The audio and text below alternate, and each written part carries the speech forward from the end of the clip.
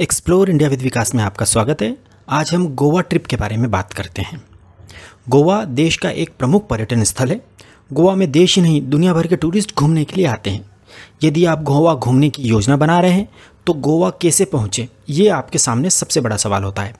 गौरतलब है कि देश के सभी बड़े शहरों से गोवा तक सीधी रेल सेवा, बस सेवा तथा हवाई सेवा उपलब्ध है। यदि आपके पास समय की कमी है तथा बजट संबंधित कोई दिक्कत नहीं है तो आप फ़्लाइट से गोवा जाइए। यदि आप 1 से 2 महीने पहले गोवा जाने की इकोनॉमी फ़्लाइट बुक कर लेते हैं तो फ़्लाइट का किराया प्रति व्यक्ति 2000 से 3000 रुपये के बीच ही पड़ेगा तथा आप अपने गृह नगर से फ़्लाइट से केवल 1 से 2 घंटे में गोवा पहुंच जाएंगे।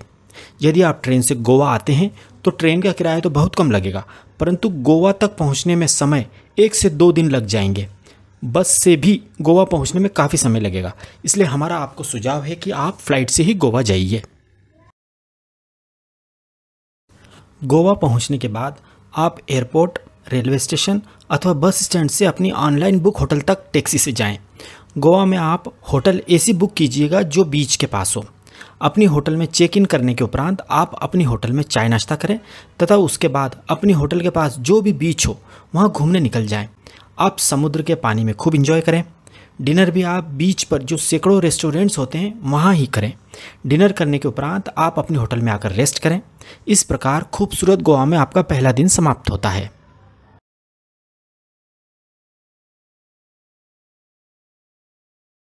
अगले दिन आप अपनी होटल में सुबह का ब्रेकफास्ट करें तथा गोवा घूमने के लिए आप होटल से बाहर निकल जाएं।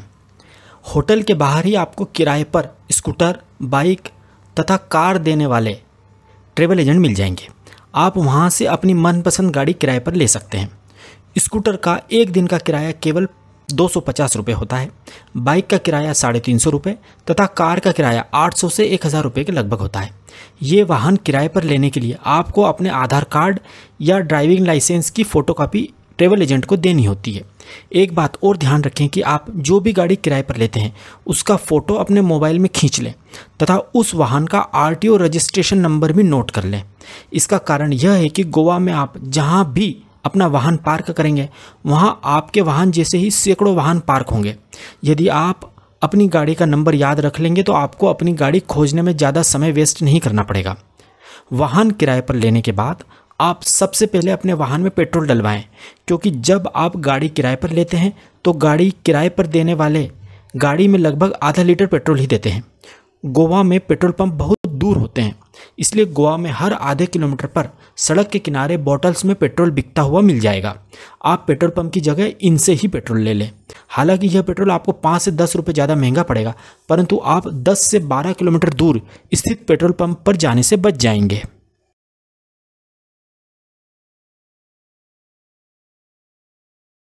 गाड़ी किराए पर लेने के बाद आप गोवा का सबसे प्रसिद्ध कलिंगट अथवा बागा बीच देखने जाएं।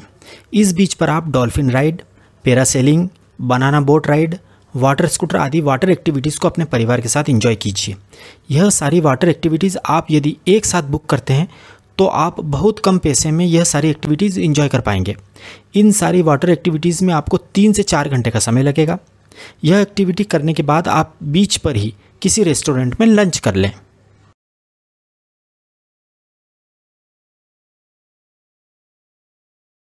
इसके बाद आप अगोड़ा फोर्ट, चापोरा फोर्ट तथा सिंक्वेरियम फोर्ट देखने जाएं। इन फोर्ट्स को देखने में आपको 3 से 4 घंटे का समय लगेगा।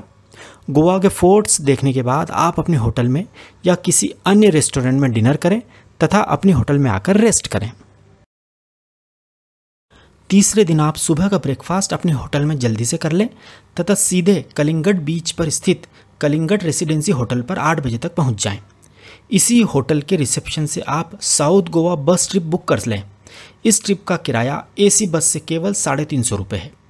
बस आपको इसी होटल से 8:30 बजे पिक करेगी तथा आपको साउथ गोवा के महत्वपूर्ण टूरिस्ट स्पॉट्स दिखाकर रात को 8:30 बजे इसी होटल पर छोड़ देगी। आप यह ट्रिप ऑनलाइन भी बुक कर सकते हैं।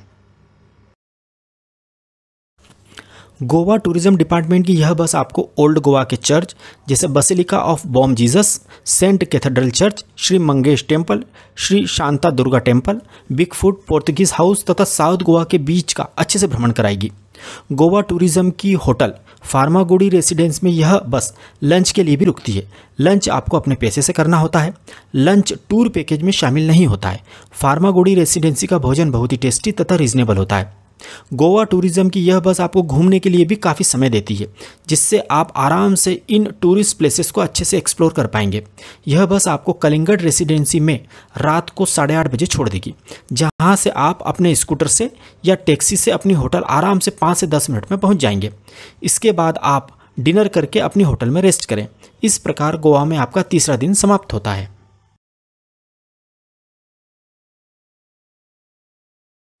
चौथे दिन आप सुबह का ब्रेकफास्ट करें तथा दूध सागर वाटरफॉल देखने के लिए अपनी स्कूटर से या अपनी कार से निकल जाएं। यह वही झरना है जिसे चेन्नई एक्सप्रेस मूवी में दिखाया गया था। यह वाटरफॉल सड़क मार्ग से पणजी से 60 किलोमीटर दूर स्थित है। दूध सागर वाटरफॉल से लगभग 15 किलोमीटर पहले ही आपको अपनी गाड़ी पार्क करनी होती है तथा आगे की यात्रा वहां पर वन विभाग द्वारा स्वीकृत एवं अधिकृत जीप से ही करनी होगी। इस जीप का किराया 400 रुपये प्रति व्यक्ति होता है तथा फॉरेस्ट एंट्री फीस तथा लाइफ जैकेट फीस 50-50 रुपये अलग से देनी होती है। इस प्रकार 500 रुपये प्रति व्यक्ति खर्च इस वाटरफॉल को देखने में आता है। इस वाटरफॉल को देखने के लिए आपको जीप जिस जगह छोड़ देगी वहाँ से आपको पैदल भी बहुत चलना पड़ेगा। यदि आपके साथ छोटे बच्चे तथा बुजुर्ग लोग हैं तो आप इस वाटरफॉल को देखने मत जाइएगा, क्योंकि इस वाटरफॉल तक पहुंचने का रास्ता फिसलन भरा तथा ऊबड़ खाबड़ है। जिस जीप से आप दूध सागर वाटरफॉल देखने जाते हैं उसका ड्राइवर आपको केवल 1.5 घंटे का ही समय इस झरने को देखने के लिए देता है तथा केवल 1.5 घंटे में ही आपको वापस अपनी जीप तक लौटकर आना पड़ता है तथा वह जीप वापस आपको आपकी गाड़ी जहां पार्क है वहां छोड़ देती है। इसलिए आप इस झरने को ठीक तरह से एक्सप्लोर नहीं कर पाते हैं। इस वाटरफॉल के पास खाने पीने की भी कोई अच्छी रेस्टोरेंट नहीं है, इसलिए आप अपने साथ कुछ खाने पीने का सामान जरूर ले जाइएगा। यह वाटरफॉल पूरे साल भर बहता रहता है, परंतु वर्षा ऋतु में इस झरने तक जाना बहुत खतरनाक माना जाता है। यदि आप वर्षा ऋतु में गोवा जा रहे हैं तो भूलकर भी इस झरने को देखने मत जाइएगा। गौरतलब है कि पहले ट्रेन द्वारा भी इस झरने को देखा जा सकता था, परंतु कोंकण रेलवे ने झरने वाले स्थान पर ट्रेन को रोकने की मनाही कर दी है, तो आप इस वाटरफॉल को अब ट्रेन द्वारा नहीं देख सकते हैं। हमारी आपको सलाह है कि यदि आपके पास पूरा एक दिन हो तथा आप पूरी तरह फिट हों तो ही इस झरने को देखने जाइएगा। इस वाटरफॉल को देखने के बाद आप वापस अपनी होटल में आकर डिनर करें तथा रेस्ट करें।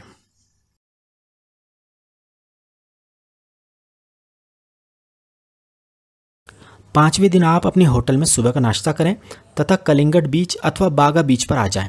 यहाँ से आप dolphin boat ride trip book करें। डॉल्फिन बोट राइड ट्रिप का प्रति व्यक्ति किराया 300 रुपये होता है। आप बार्गेन करके किराया कम भी करा सकते हैं। डॉल्फिन बोट राइड सामान्यतः सुबह के समय ही चलती हैं। डॉल्फिन बोट राइड ट्रिप में आपको समुद्र में काफ़ी दूर तक ले जाकर डॉल्फिन दिखाई जाती हैं। डॉल्फिन बोट राइड ट्रिप में आप सैकड़ों डॉल्फिन को बहुत पास से अठखेलियाँ करते हुए देख सकते हैं। इस डॉल्फिन बोट राइड ट्रिप में आपको लगभग 2 घंटे का समय लगेगा। डॉल्फिन बोट राइड करने के बाद आप बीच पर फ़ोटो क्लिक करा सकते हैं।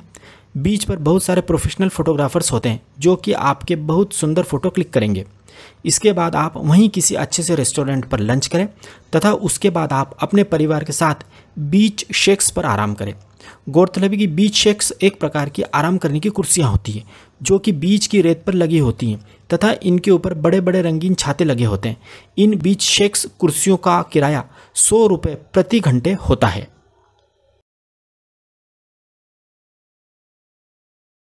इसके बाद आप अपनी गाड़ी से सांता मोनिका जेटी नामक स्थान पर जाएं। यह पणजी के पास है। इस जगह से गोवा की मांडवी नदी में जो क्रूज चलते हैं उनमें बैठा जा सकता है। आप इवनिंग क्रूज अथवा सनसेट क्रूज बुक करें। इसका किराया 200 रुपये प्रति व्यक्ति होता है। यह क्रूज आपको लगभग 1 घंटे तक नदी में घुमाते हैं। इस दौरान क्रूज पर गोवा के कल्चरल प्रोग्राम भी होते हैं। यदि आपका मन गोवा के कैसीनो को देखने का हो तो आप इसी जगह से गोवा के कैसीनो में भी जा सकते हैं। कैसीनो की एंट्री फीस 3000 रुपये से 6000 रुपये के बीच होती है। इसमें रात का डिनर भी शामिल होता है तथा कैसीनो में खेलने के लिए कुछ चिप्स भी फ्री में मिलती हैं।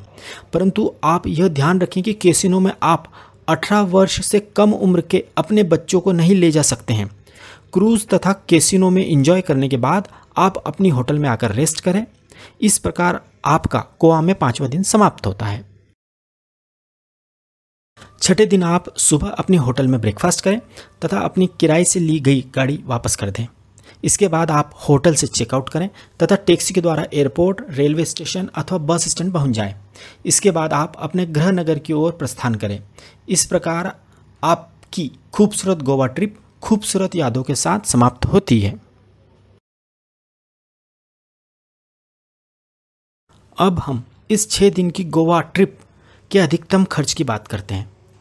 4 लोगों का आने जाने का फ्लाइट का कुल किराया 16,000 रुपये, 4 लोगों का 6 दिन का टैक्सी या स्कूटर का कुल किराया 6,000 रुपये, 4 लोगों का 6 दिन का होटल का किराया 6,000 रुपये, 4 लोगों का 6 दिन का भोजन का खर्च 10,000 रुपये, 4 लोगों का 6 दिन का एक्टिविटी का कुल खर्च 8,000 रुपये, 4 लोगों का गोवा में 6 दिन का अधिकतम कुल खर्च 46,000 रुपये। इसे हम 4 से डिवाइड करते हैं तो प्रति व्यक्ति अधिकतम कुल खर्च 11,500 रुपये आएगा। इस प्रकार आप केवल 11,500 रुपये में शानदार तरीके से फ्लाइट को शामिल करते हुए गोवा घूम सकते हैं। यदि आप फ्लाइट की जगह ट्रेन या बस से गोवा आते हैं तो यात्रा खर्च 16,000 रुपये से घटकर केवल 6,000 रुपये ही आएगा तथा 4 लोगों की इस गोवा यात्रा का कुल खर्च 36,000 रुपये ही आएगा। इस प्रकार प्रति व्यक्ति खर्च भी 11,500 रुपये से घटकर केवल 9,000 रुपये ही आएगा। तो अब इंतज़ार मत कीजिए, जल्दी ही गोवा घूमने का प्लान बनाइए। यदि आपको हमारी जानकारी सही तथा उपयोगी लगी हो तो प्लीज़ हमारे चैनल एक्सप्लोर इंडिया विद विकास को सब्सक्राइब जरूर कीजिएगा। Thank you.